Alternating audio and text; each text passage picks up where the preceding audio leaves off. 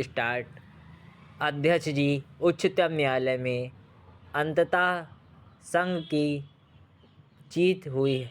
देश के शीर्ष न्यायालय ने राफेल लड़ाकू विमान समझौते पर दोनों पक्षों की दलीलों को सुनने और गंभीरता से विचार करने के बाद निविदा की प्रक्रिया को क्लीन चिट दे दी।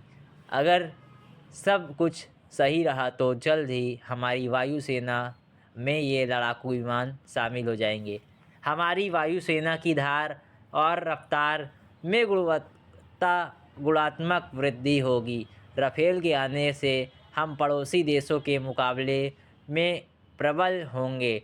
इतने ही नहीं, इस विमान समझौते में मेक इन इंडिया को बढ़ावा देने के लिए भारतीय निजी कंपनियों की भी अहम भूमिका रखी गई है। 3 अरब यूरो का काम अगले वर्ष के दौरान भारतीय निजी क्षेत्र को करना है। इससे न सिर्फ भारत में रोजगार के अवसर पैदा होंगे, बल्कि देश की रक्षा ज़रूरतों की पूर्ति भी होगी। आरोप प्रत्यारोप के दौरान विपक्षी मित्र यह भूल जाते हैं कि वर्ष 2007 में उनकी ही सरकार ने वायुसेना के लिए आधुनिक लड़ाकू विमान खरीदने हेतु निविदा निकाली थी। कई कंपनियों से लंबे समय तक बातचीत के बाद राफेल और टाइफून दौड़ में शामिल रही। हालांकि कीमत को लेकर मामला जमा नहीं और यह समझौता नहीं हो सका, लिहाजा वे अब विपक्ष की भूमिका में इस डील को लेकर सवाल खड़े कर रहे हैं।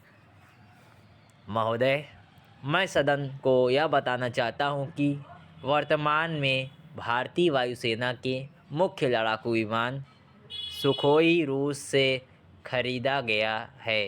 रक्षा मंत्रालय का मानना है कि राफेल की खासियत उस सुखोई से ज़्यादा कारगर बनती है। राफेल सुखोई के मुकाबले काफ़ी छोटे क्षेत्र में गुलाटी मार सकता है। इसके मुकाबले राफेल की रेंज 1.5 गुना ज़्यादा है। राफेल विमानों में चुने जाने के बाद भी ये डील कई सालों तक कीमतों की पेच और विवादों की वजह से फंसी रही। भारतीय वायुसेना ने कई विमानों को तकनीकी परीक्षण और मूल्यांकन के बाद वर्ष 2011 में राफेल और टाइफून के लिए सहमति दे दी थी।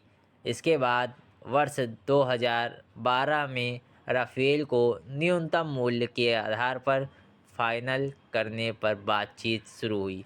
इसके बाद भी कीमत और समझौते की अन्य शर्तों की वजह से 2014 तक डील तय नहीं हो सकी थी।